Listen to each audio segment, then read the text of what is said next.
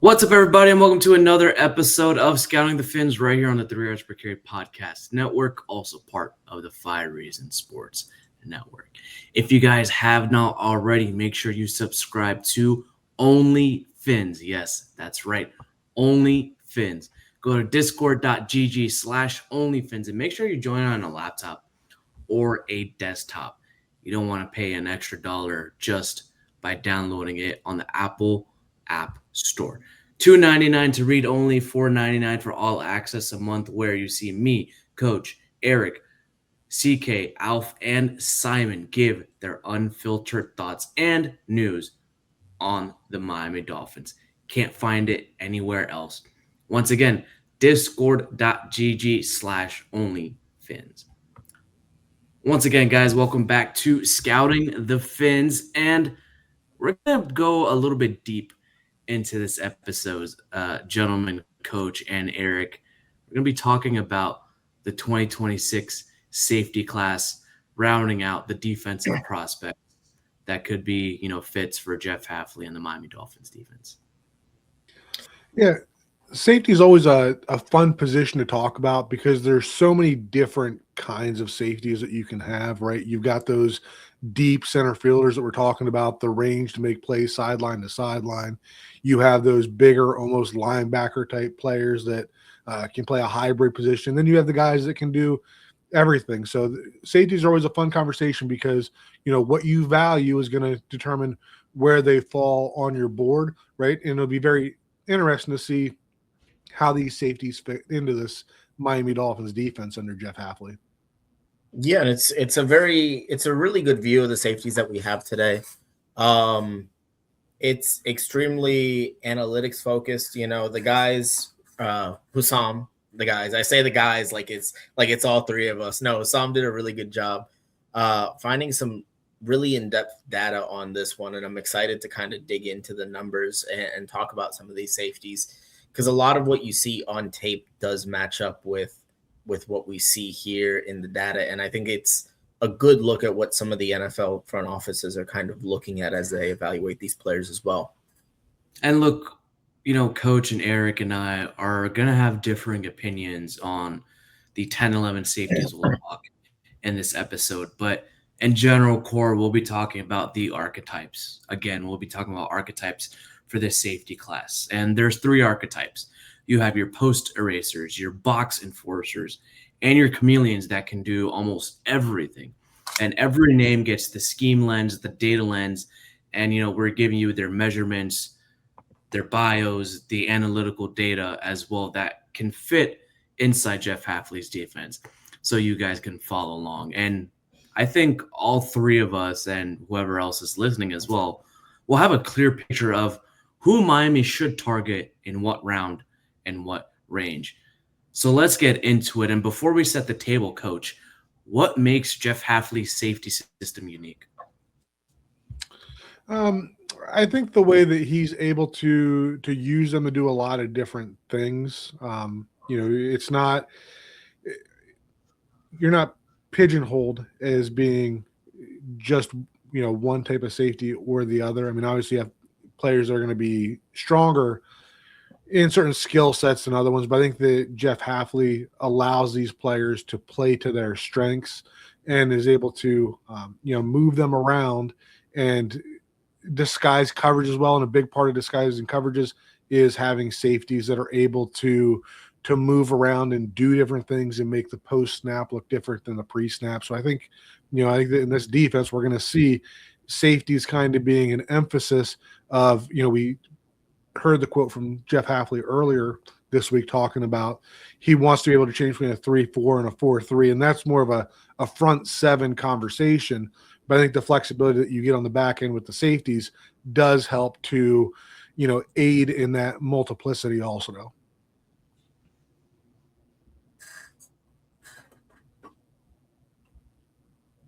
Eric, your thoughts? Yeah, I mean, no, when you look at what Green Bay does, you look at a guy like Javon Bullard last year in that system and his ability to kind of fill a bunch of different roles in what Jeff Hafley did with the Green Bay Packers last year. and, occasionally going to a third safety. And you look at what the Dolphins have in terms of their infrastructure right now with a guy like Minka Fitzpatrick and, even some of the other guys in the room like Dante Trader, who I think has good coverage instincts, um, plays pretty well against the run, but is a little bit smaller. There's a lot of different directions that the Dolphins can go in at this position. Um, I don't think it's a given that Minka Fitzpatrick is around next year. And that's a conversation that we can have. I don't know if it's the best time to have that conversation right now, but I don't think there's any spot where you're precluded from taking a particular kind of safety because, say, you have Minka there. I don't know if that's necessarily the case. Yeah, we don't know if Minka Fitzpatrick, who there's a rumor, this week that the Dolphins are looking for a trade partner for him. His agent saying that he hasn't requested a trade just yet. But Minka Fitzpatrick's archetype in this system is the post enforcer. Okay. He's, up there, either single high or around the 7, 8, 9, 10-yard line to erase the middle of the field. Doesn't necessarily peek or gambles, doesn't try to give up the post. They've this type of player like Minka Fitzpatrick, this post guy, they have the range, the vision, and the discipline. The second archetype, obviously, is the box enforcer, who, Eric, you're mentioning is a Dante Trader Jr., can work the curls, the flats, is the blitzer on the sim pressure packages, is really, really good in run defense. And then the chameleon, you mentioned, a guy like Javon Bullard, the quote-unquote secret weapon, lines up, in the nickel, lines up as the safety, maybe the outside guy, maybe he's, the nickel linebacker as well, more so like a pre-snap manipulation tool to stay in single high, but then you see, too high, or you see too high and then you rotate into single high coverage. So there's a lot of different things you can do with these types of players. The first one we'll get into in coach, we have Caleb Downs as our number one safety across the board, all three of us. His archetype, from what we could tell by the film, the data as well, is the post eraser. Do you agree with this? I think if we're putting him into an archetype, then it would probably be either that or the chameleon. I could definitely see the case for the post eraser. I have no idea how Caleb Downs is going to test, but he plays fast. Like, it is fun watching him on tape. I think you're going to have a hard time finding anyone who's not going to have him at the top of their safety board in this draft. But I hate labeling him the post eraser just because he does a good job coming up and filling lanes. Also, he's not afraid to hit, right? But I do like his ability to play deep. I think he's got the movement skills to stay with receivers in man coverage as well. If we're nitpicking at where I think that he could be better, taking on blocks in the run game is something that I would like to see him do a little better of. But again, that kind of just leans into him being that post eraser archetype as opposed to a box safety more often. He does gamble a bit, right? But I don't have an issue with Downs in the way that he gambles because he's usually right? But at times it can put him out of position, but athletically, intelligence, versatility, like he's got it all. I think he's going to be a fantastic player in this league. Yeah, I mean, just to give a little bit of background on Caleb Downs, the guy's been arguably the best defender on not only an Alabama defense but an Ohio State defense. So I mean, when you do both of those things and start for Nick Saban as a true freshman, like he did at Bama, it's extremely impressive stuff. And he does line up everywhere. I think he is more of the chameleon to me than even the post eraser. I think what he does as a post eraser is probably the best of his skills as a safety, but I think he does everything at a pretty good level. You mentioned playing, in little tighter spaces in the box isn't his best thing. No, it's not. But if you get him in open field tackling situations, he gets downfield really quickly. He has an extremely quick trigger. I love Caleb Downs as a player. I think he can do just about everything on a football field and do it pretty well. Is he going to be Kyle Hamilton as far as his ability to line up in the slot? I'm not sure how much you really want him there, although he's passable there. But he is a special safety. He's going to be a Pro Bowler at the next level. I think this is a phenomenal fit with Jeff Hafley if, he is the pick at number 11. 37% of his snaps at free safety, around 35% of his snaps in the box, and 23% in the slot. Like, Matt Patricia used him everywhere, and he couldn't handle it. Coach, you talked about more so him being a gambler. I don't necessarily see that. I think he's more so of a guy that, can be where he needs to be and erase those areas of the field rather than trying to get those turnovers. His ball hawk percentage is only 2.7% below the NFL average of almost 4%. He's not necessarily, that pick artist, that guy that will create turnovers, but for me, Eric, you brought up a Kyle Hamilton. I see a guy that can be similar to how the Kansas City Chiefs and Steve Spagnuolo used Eric Berry as a safety, utilizing him all over the field. I think that could be a better comp for him. But I want to ask this question to you, Coach. At what pick range does Miami make a move to get Downs, if they don't feel confident he's going to be there at number 11? You mean in terms of a trade up to go up and get him? Yeah. In terms of I don't trade up. know if I would do that. One thing I was thinking as we're talking through there, I like to caution people against, don't overthink stuff, right? I feel like that happened when, Creed Humphrey is the one that I always use for it. Like, he had a great season the year before he came out, and then he decided to return, right? And he kind of got nitpicked apart in that final season and then fell in the draft as a result of it. And that kind of feels a little bit like what we're getting with Caleb Downs. Like Eric said, like, he started as a freshman for Ohio State. He's been one of the best players in the country his entire time there. Like, that doesn't just happen by accident. I do like Downs. I like him a lot, right? And clear top safety in the draft. I would not trade up for a safety, and I have a hard time seeing a scenario where we get to 11 and Downs is the top player on my board overall that's still left there. But I would not have an issue if Downs was the direction at 11. Just probably would not be my number one choice, but I think that's very much in the range of where he should be considered. Yeah, I think Downs is going to be a guy that I oscillate back and forth with Downs. I think if he's not gone by 7, then I think he probably is there for you at 11. But I also don't know. I mean, there's so many spots, or there's so many directions that the Dolphins can go at 11 because they have so many needs all over the field that, we've talked about Mansour Delane. You guys have talked about Mansour Delane potentially being a guy at 11. We've talked about Ruben Bain or David Bailey falling to Miami at 11.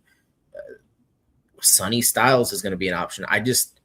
With that kind of talent being available at 11, I don't really know if it's going to be worth moving up for Downs when I think he's kind of the same caliber of player as those other guys named. Yeah. All right. The next guy we'll talk about in the post eraser archetype is Oregon's Dylan Thieneman. He's pretty interesting because he's getting first round looks as well. He has really, really good advanced statistics. Gives up less than a yard per coverage, almost a 16% pass break, 16% of his passes thrown against him were pass breakups. Run D grade of 77.2, 102 tackles last season, has a havoc rate of 4.1. And his snap breakdown is interesting too, because almost 58% of Dylan's snaps were at free safety. He's got to be a natural center fielder. And here's where it gets interesting, because if you trade Minkah Fitzpatrick and Caleb Downs is gone and you really want a safety, is, Dylan Thieneman the best pick for safety, considering you don't have a guy like Minkah Fitzpatrick in that safety squad? I think that Thieneman does a lot of things well. I don't know if he's going to be in Miami's range. I definitely don't see him as a player that I like at 11. I don't see him being available at 43. So I feel like that would be a player that you would either trade down for, or you come back up and try to get him. I like the way that he runs the lane in the run game, right? Or runs the alley in the run game. I think that how high he's going to go could be largely dependent upon how he tests. I don't know that he looks like an elite level athlete, but he can, prove that wrong at his combine and pro day. But I love the way that he plays with his anticipation, his instincts. Not afraid to come up and play physical in the run game. Like I said, right, as the ball is flowing side to side, he's not sitting back and waiting to see something pop through. Like, he is running the lane and getting involved. I really like him in a two high safety or a cover 3 robber type role. Very good tackler, and I do feel that he's got the ability to cover one-on-one somewhat. Right, Downs, I would feel more comfortable if we had to match him up against a slot receiver. But if you went with Thieneman, him covering a tight end or a running back is something that I would feel pretty confident about. So yeah, I think that Thieneman, the same way we talk about Downs being the top safety on the board, I think that almost every board that you find is going to have Thieneman there as number 2 or no worse than number 3. So another very good player in this draft. Yeah, Thieneman is a really solid overall safety. I think he does a really tremendous job as that kind of deep center field role. The QBR against is 88.9, which is a little bit higher than some of the other guys here. But I think that that's really more so a product of his alignment. Because you look at the yards per coverage against him, and that's one of the lowest numbers in the class. So while quarterbacks might be completing in terms of like a high volume of passes, he's not really getting beaten over the top as that deep center field guy, which is really what you like to see. And then when you pair that up with a pretty low missed tackle percentage, he's a really solid tackler in the open field. He just strikes me as a guy that can play that center field role kind of perfectly in this offense or this defense. The next guy on this list hails from Toledo, 6'2", 202 pounds, Emmanuel McNeil Warren. And I kind of want to start with the data on this, because this isn't a guy that, plays for Alabama or Ohio State or Oregon. This is a guy that plays for Toledo in the group of 5. Right. His QBR against, opposing passers is 60.3. That's the best in the entire safety class, better than Caleb Downs. His yards per coverage snap is less than 1 yard given up, tied with Dylan Thieneman. And his pass breakup rate of 17.7%, almost 18% a clip, is the highest of any prospect we'll cover in today's episode. I don't think this is a group of 5 fluke. I think this is a really, really good player who can be more so of an enforcer in the center field and can also pretty much, line up towards the box. He's got almost an 80 run D grade by PFF, less than 60 tackles last season. His missed tackle percentage is actually good as well, less than 11%. For a safety, considering how much tackles are broken in the middle in the open field. Yeah, so McNeil Warren, I see a little more as a box safety than that post eraser. When I was watching him, I kind of got shades of Nick Emanwari, not quite the athlete as Emanwari is, but a similar type of player. In your, we have Deshaun Elliott in there as a comp, and I kind of like that comparison there. I think that he's very involved to get, or very willing to get involved in the run game, willing to come down the box. Um, would have liked to see more from him coming from Toledo. Would have liked to see a little more dominance at that level for a player of his caliber. I think this is the type of guy that if you're drafting him, and he's probably going to get drafted higher than what I would take him, but I think that's going to be based on his upside, right? You are drafting potential if you're drafting him here. I think he's got the physical skills to get on the field early. And if you can refine those skills and develop them, this is the type of player that could end up being one of the best safeties in the draft. But I do think that there is a little bit of a disconnect for me going from film to where he's going to end up getting drafted. Yeah, I mean, I look at Emmanuel McNeil Warren, and obviously it is difficult to look past the size, at 6'2", 205. I saw somebody listed him at 6'3", 210. I think Dane Brugler had him at like 6'3", 210. But you look at the ability in the run game, and he's a tremendous box defender. The stats bear out, he's can hold his own in coverage. He's not going to be your traditional center field guy. He did have a decent amount of snaps in the slot at 11%, but he is going to be more of a face in the fan kind of, I'm going to come up and play the run kind of player. And I think he can do that at a pretty high level. Now, granted, it's one of those things where because he was playing group of 5 competition and he wasn't in a Power 4 conference, that's one of those things that, you're really not going to know until you get him into your building and you see him at training camp. Now, it could be that he is the same guy regardless of competition. Irregardless isn't a word. Because you saw when he played bowl games, whether it was G5 competition or the power conference opponents that he played, he was the same guy pretty much. So I think it's going to be a relatively smooth transition for McNeil Warren to the NFL level. I really like him as a prospect. I think maybe as a day 2 guy, certainly, I think 43 is probably where you start the conversation for a McNeil Warren. Yeah, especially if, you can't get a guy like Thieneman on a trade back as well, and if he's not there at pick 43. All right, the next guy on the list is Michael Taffy. And I think his story is one of a kind. 0-star recruit out of Westlake High School in Austin, Texas. Turned down Ivy League scholarships because he wanted to be a 5th-generation Longhorn. Walked on to Texas as well. Sat out his first year without a snap. Earned a scholarship in the winter of 2022. Then went on to become a second-team All-American.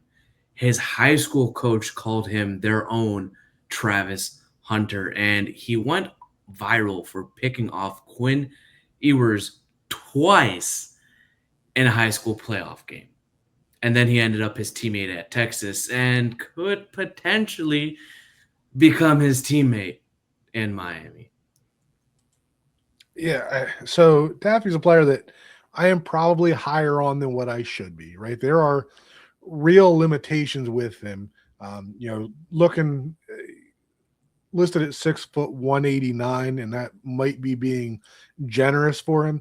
And that shows up at times, right? When he's, kinds of bounces off of some tackles and stuff. He, not definitely not your in the box enforcer, and probably doesn't have the speed for your long range center field type safety.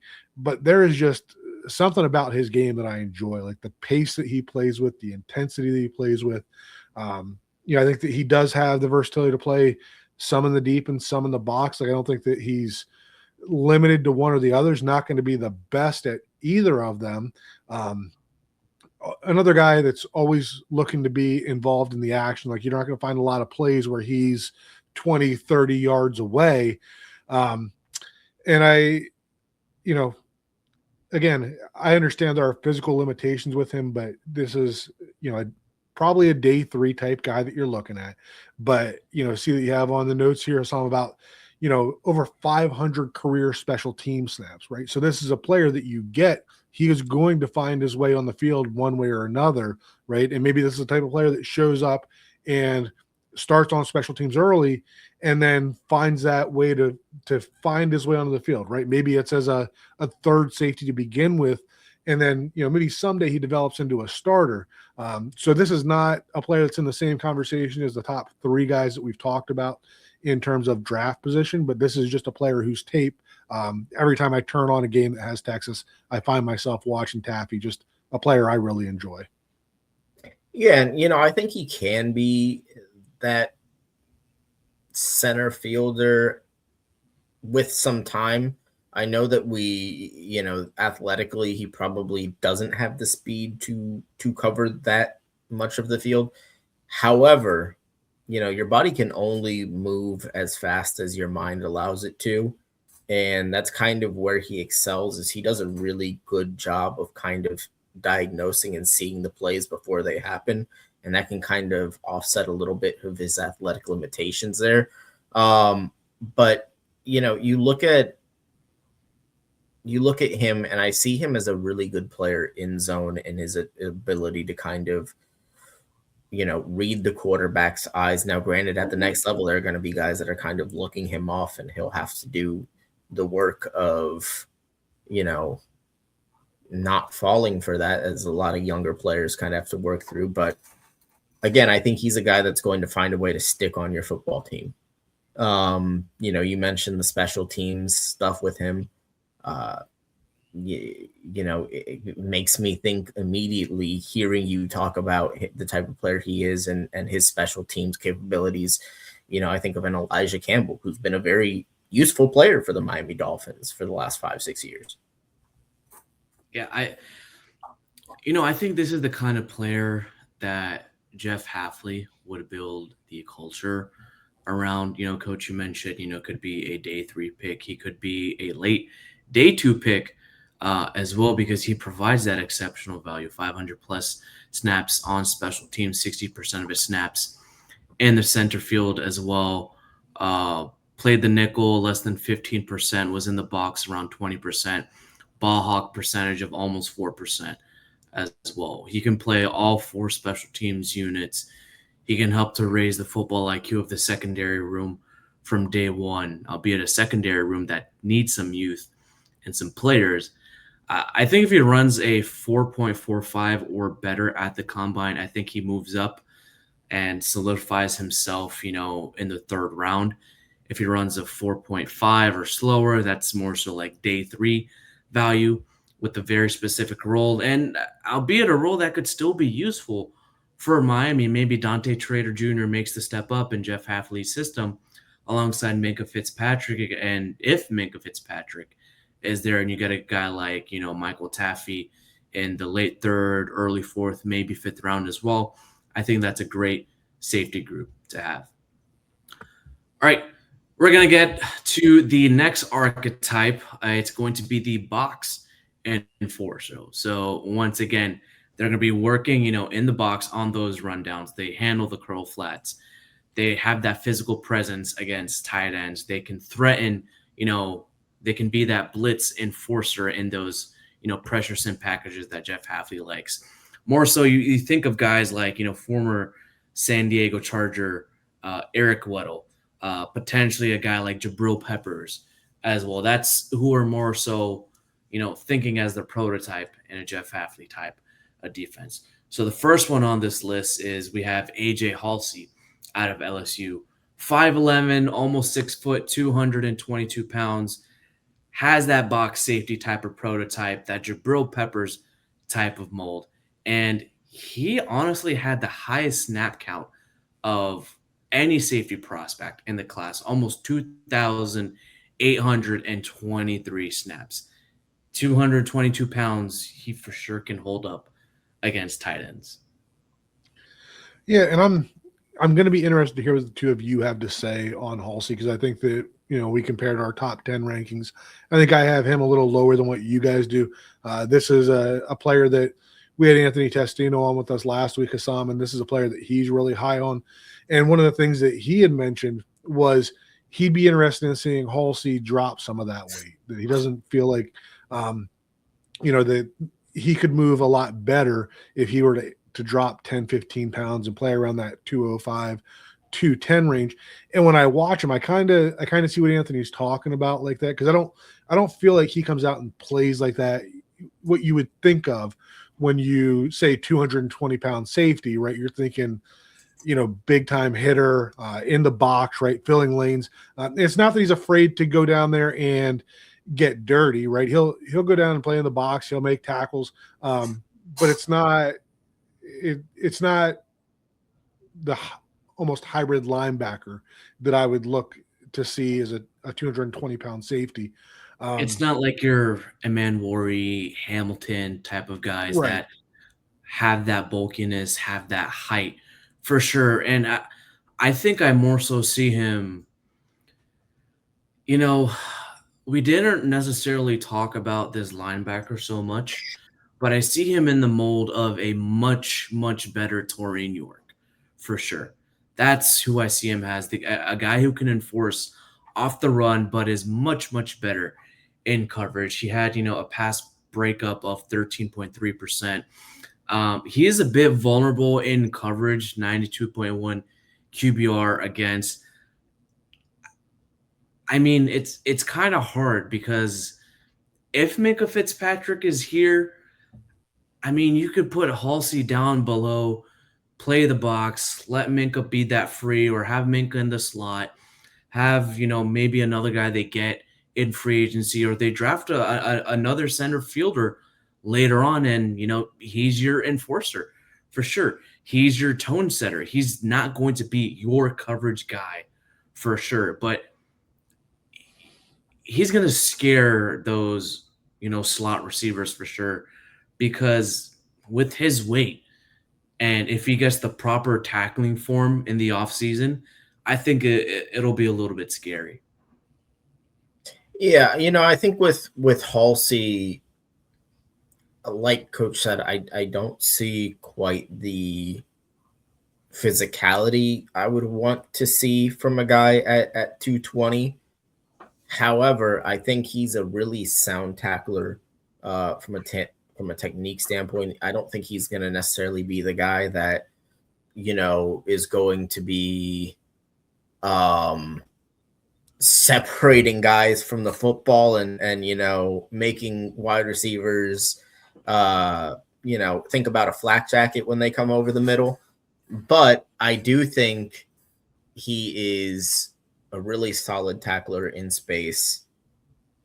I kind of agree that I'd like to see him get a little bit lighter, because I think he is a better coverage guy than he's given credit for in this class. And I think that if he were to lose those 10 pounds, then maybe you can kind of make him more into that chameleon type player where he can kind of line up in a bunch of different positions, because as you mentioned, the pass breakup percentage was really good at 13%. And again, he's also a really solid tackler. So I don't think he's necessarily a guy that's going to come up and make the big splashy plays, but I think he's a guy that can kind of help turn the water off and really be that back end of your defense and help to stop the big plays. All right. For those of you guys who are watching this on YouTube, we'll be right back. But for those listening in on the audio, we will head to break. And we're back. All right. The next guy on our list, Coach, I know you and I went back and forth on the side of what kind of archetype he fits in. So we're gonna talk about Penn State Zakee Wheatley. Okay, 6'2", just under 200 pounds, has good production in the Big Ten, rangy physical profile, and I think he's a much better athlete than a producer by the numbers. Has that box enforcer hybrid type of look to him, and I think here's where the data creates an honest conversation. He's below the average draft pick of, QBR. He gives up a 97.4 QBR against opposing quarterbacks. They have real success targeting him. And then I look at the film like he's kind of deep. He's trying to make up for what, opposing boundary cornerbacks and slots are giving up. And if you just take a look at the data and the stats, that's not easy to look past a potential day 2, very, very early day 3 kind of guy. Yeah, I don't know. I guess I disagree with the data in a way, right? And I like looking at the data, right? We can look at part of that, right? Like how can you have a 75.5 in run D, but a 14.4 in missed tackle? Like I feel like to be a good run defender, you got to be able to tackle. For me, Zakee Wheatley, like he did play deep a lot for Penn State, and I didn't like the film when he was up closer to the box. I felt like he has a very, even though he's listed at 6'2", 198, feel like it's a bit of a slender build for playing up in the box like that. He'll come up in the box, but not the type of guy you want meeting a running back in the hole. I think he's a willing tackler, but I just don't see the enforcer type tackling. And I didn't feel like he did a very good job at all of taking on blocks in the box in the few opportunities that he was up there. I think that as far as tackling, I see where that happens because he's not really a wrap-up tackler. He kind of throws his shoulder in there and doesn't, do a great job of that. For me, in terms of his raw skills, I think he's a better fit further away from the ball where Penn State had him. But I do think that for him to be able to make it on the field in the NFL, that he needs to find a way to clean up that tackling, wrap up a little better, and be more dependable in that role. Yeah, I kind of exactly see what you're talking about there with Wheatley, because he is a guy that, the missed tackle percentage makes a lot of sense to me because he is a guy that's kind of throwing his shoulder out there at guys. And, at his weight, I would like to see a little bit more play strength than what he has at 198, because guys tend to bounce off of him a little bit. Or he tends to bounce off of guys, rather, I should say. He's a guy that I think would benefit from maybe gaining 10 to 12 pounds if it doesn't take away from his athleticism, because, if he's coming downhill at 6'2", 210 versus 6'2", 198, I think that makes a pretty big difference for him in his ability to make those tackles. As you mentioned, I think kind of playing in that free safety alignment, and that's where Penn State had him playing most of the time, is what's best for him. Granted, the QBR against is high, but overall the yards per coverage snap is pretty low. So again, I think that's more so a matter of the alignment and quarterbacks being able to kind of take the check downs when he's kind of playing that center field role in coverage, rather than, an indictment of him as a player in coverage. All right, this last person in the box enforcer is kind of a weird one because he's not a box enforcer for sure.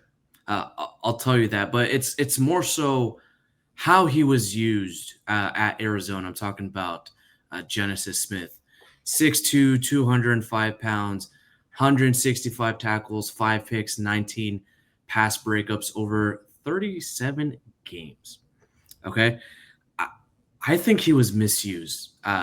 Arizona used him almost half of his snaps were in the box. Okay. And he wasn't very good at it. I'll say that. I think he's more so of a coverage safety guy. He's got really good movement, really good zone instincts as well. And I see him as a coverage specialist. Missed tackle rate of 12.4%. Okay.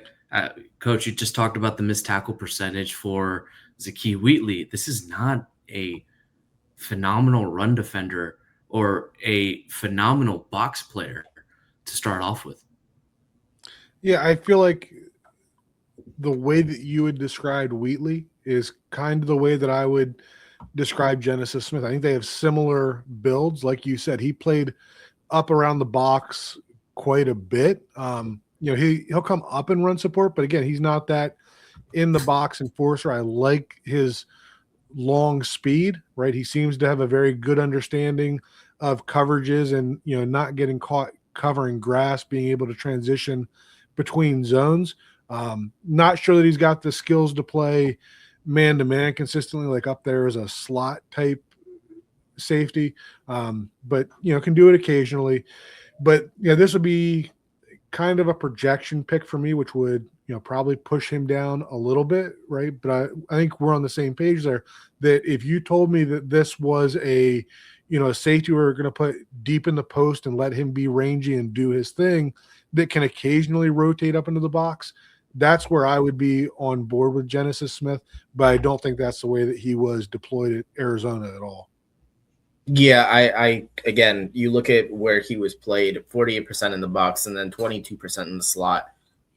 I don't really love those usage splits for a guy like Genesis Smith. I think, again, really good coverage instincts in zone, and he does have the speed to kind of cover that larger portion of the field. Again, a decent tackler. He doesn't miss a lot of tackles when he does have to come up and make those plays, but he's not the guy that, physically speaking, you want taking on blocks in the run game. Again, I think he's probably towards the back end of each of our top tens. So I think he's a guy that, early day 3, I think you have that conversation on Genesis Smith, but I wouldn't have any problems with it. If he was an option, even late 3rd, early 4th. All right, moving on to our last archetype. Once again, the chameleon, a guy that can do almost everything and anything. And that this type of player has a high ceiling in Jeff Hafley's system. You talk about a guy like Derwin James, you talk about a guy like Javon Bullard, and this guy lines up differently every snap to make the offense declare what we're doing. The first guy we're going to talk about is USC's Kamari Ramsey, 6 foot, 204 pounds, elite zone coverage grades. He's the best zone coverage guy in the class. And I think he's an elite fit in Jeff Hafley's defense. Almost 60% of his snaps were in the box. He's got a 6% havoc rate. His stop percentage is 4.0. He's a pretty physical disruptor, but due to some injuries on the back end of the safety group, he was forced to start and be a nickel defender, and he handled it perfectly, which means he's got that pre-snap flexibility to play the nickel, to play in the box, to play deep, to be that center fielder guy. Yeah, I'm not as high on Ramsey. I do like the versatility that he brings. I think that he's a different type of safety than some of the other guys that we've talked about. Like, I know that the box number is high for him, but it's not a hybrid linebacker box. It's more of that nickel zone coverage box type player, like kind of more on the edge of the box than some of the other guys that we've talked about. Do you see him comparable to Malachi Starks and Javon Bullard? Yeah, I mean, that's probably closer to the style. I don't think they're anywhere close to the same players. I was very high on Malachi Starks last year, but if we talk about the way that the two of them are used, then yeah, I like that comparison in terms of utilization. I think the biggest thing for me, and probably the biggest turnoff for me, like we talked about Taffy and the way that I like his play pace and his intensity, and I felt like that lacked with Ramsey a little bit. Like I felt like there was kind of a lack of urgency when he played, which is something I'd really like to have out of a slot or box defender, somebody that you're going to have to depend on up in the run game. I don't think that he had a ton of ball production. But again, this is right. I don't want to be completely negative about the player. He's got plenty of skills, right? He's just not a guy that I would want as my top safety, probably not even number 2 safety. This would be more like, my number 3 safety coming down that's able to play in nickel defenses in the slot, that's able to rotate back, right? You like a situation where you've got a 3 safety formation. Ramsey's is your slot safety. The offense goes into motion, and rather than having somebody have to chase him across the formation, right? This is the kind of guy that's got the versatility to roll back and still be able to play your same coverages, or just flipping the coverage, stuff like that. So there are things to like, but he left a little bit to be desired for me on tape. Yeah, I think USC I don't think the situation at USC did him any favors last year. He was kind of thrown into that role where he did have to play the slot a little bit more often. But it's interesting because I think a lot of those things that you mentioned about him playing kind of that zone box third safety slot role is actually what I like the most about him. Is I think in today's NFL, that role is only going to continue to expand and get bigger. And I think that he's a guy that can fill that role really well. Now, granted, I think there's a conversation you can have as to how high you want to take a guy that you think is going to specialize as that third safety. But I think he's a guy that can come in and immediately take on that role in your defense. And I don't think you're worried about it at all. I think that there are real concerns as far as, the overall coverage skills. But I think he's a solid tackler in open space, and I think that he does well enough in zone that he's not going to get lost. So I like Ramsey as a guy that can come in and take a role on an NFL defense right away. I think you look at him as like a later day 2 guy. And I would be fine with that because I think he's got a role immediately out the gate. All right. I feel like this guy is the sneakiest name in this class. Bud Clark out of TCU. And I want to highlight this stat right here. 6.5% ball hawk rate. That's the highest in the entire class that we've evaluated so far by a significant margin. I mean, 4 picks last year. He's more so of a cover first type of guy, can jump routes, slot first kind of guy, more of like almost half of his snaps were in the slot. He's a natural nickel type of safety, but he's 185 pounds at 6'2", and I don't really like the idea of putting him in the box or over tight ends. He played in the Senior Bowl. He showed high coaching upside at the Senior Bowl as well. Less than a 2% run stop percentage, 15% missed tackle percentage, 10.2 pass breakup rate, 76 QBR against, and giving up over 1 to maybe 2 yards in coverage.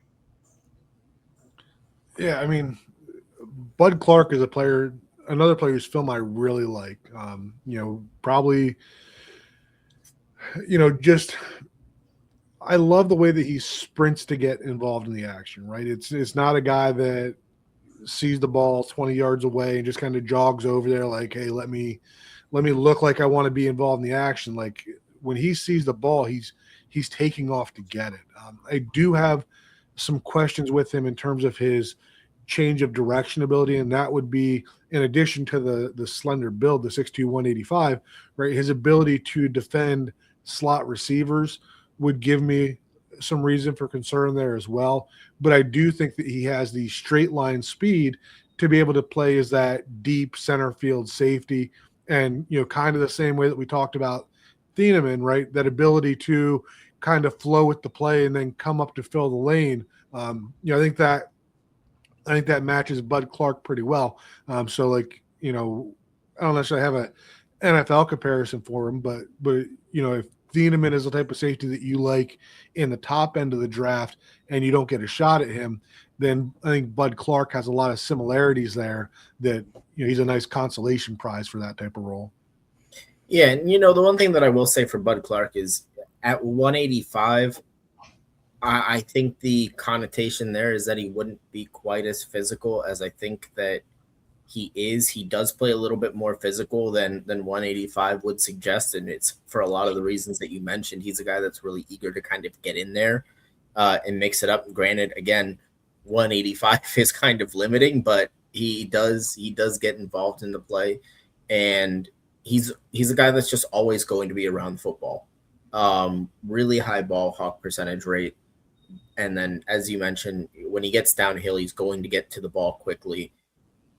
I think there's a lot of reasons to like Bud Clark. We saw him at Senior Bowl week have a really strong week of practices. Again, he's going to be a guy that can come in and, depending on the system that he's in, be a guy that can play a bunch of snaps right away as a rookie in the NFL if he gets into the right system. So again, he's a guy that I think you're looking at late day 2 as a really solid option at safety. Yeah, I think the Dolphins have a pretty good sweet spot of what type of safeties they could potentially take. And I want Eric actually to talk about one more guy because he's watched him more than I have, and maybe coach as well. Talk about, the local kid, Jacoby Thomas. Yeah, Jacoby Thomas. He's a guy that I would look at more as it's really interesting because he has the interception numbers that would make you think that he's that deep center field kind of safety. But I really enjoyed watching Jacoby Thomas as a tackler, because you want to talk about a guy that's going to make wide receivers think twice about playing over the middle. Jacoby Thomas will separate wide receiver from football at point of contact. Granted, those guys tend to be a little bit more, I'm going to gamble on this hit or this play, and that'll certainly get you. But more often than not, he's a guy that came up and made a big play, really productive player. He plays at 100 miles per hour no matter what he's doing coming downhill. I like Thomas as kind of that box safety. I think at 6'2", 200, he absolutely plays up to that on tape. And I think he's going to run run well for a guy at his size. I like Thomas quite a bit, being able to play that box role. I think even in some cases in that robber role, when he is playing more of a coverage role in the defense. But Jacoby Thomas, again, just violent play at the safety position. Yeah, I think he's being slept on a bit, right? He spent 3 years at Middle Tennessee State, a year at Tennessee, and then last year with the Hurricanes. But last year had, I think it was 76 tackles, 3.5 sacks, 5 interceptions, and another 6 passes defense. From what I could find, the reason that a lot of people seem to be lower on him is they don't expect him to test well, which I don't understand, because when I see him on film, looks like a good enough athlete for me. I don't think that he is elite in any of those things, but I also don't think there's a real weakness in his game. Like we talk about, a guy like Wheatley that I don't like playing up in the box, right? Or, maybe a guy like, I don't know, McNeil Warren, for example. I'm not as crazy about playing deep, right? Jacoby Thomas is a player that can play all over. I think that, between him and Keontae Scott, they did a really good job of creating flexibility on that defense and all of the different things that they could do, right? I don't have any concerns with Jacoby Thomas coming up and playing in the box. I don't have any issues with him spending time as a slot defender, right? Rolling back deep occasionally. He can do all of that stuff. So I think he's being slept on a bit, and it might just be the fact, and I don't get it because he's got the production, right? That's usually what inflates a guy more than what they should be. But in Thomas's case, it just feels like, maybe he's just okay at everything enough that, he's not getting the attention for, being the elite box or post or whatever you want to sit here and label these safeties as. Yeah, I don't think he's elite at one thing. I think he's pretty good at everything. And I think that's where he comes into the chameleon aspect, right, Coach? I mean, you talked about 4 distinct skills. You've got the run support, you got coverage, you got the blitz, tight end matchups. He's a legitimate blitz threat. The sack numbers at Miami confirm it. He was weaponized, against the quarterback as a pass rusher. And Eric, you talked about he's a robber. Eyes are on the quarterback. He mirrors the quarterback's intentions. He's able to drive on the ball in the middle of the field. And, that's actually Jeff Hafley's profile right there, a safety who can process information and attack throwing lanes while also being, a blitzer in those sim packages. I don't necessarily see Jacoby Thomas going high as like, a day 2, but more so as like an early day 3 guy. The Dolphins actually have a real good potential to potentially draft 1 or maybe 2 safeties in this class. I've done a couple of mock drafts as well already. And, Kamari Ramsey is available at pick number 43. Bud Clark is there in the late of the 3rd round. Jacoby Thomas is there, as a 5th round guy as well. So there are options if Miami wants to play, that safety position towards the later part of the draft. You can't get a guy like Caleb Downs. Well, that's okay. You can get potentially a guy like Ramsey, Bud Clark, Jacoby Thomas.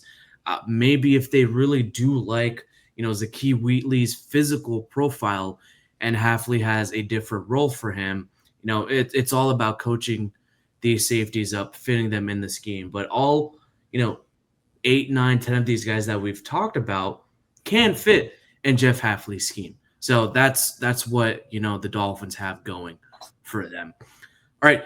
As always, y'all stick with us here on Scouting the Fins, part of the 3 Yards Per Carry podcast, also part of the 5 Reasons Sports Network. And we will be starting our offensive draft player series as well.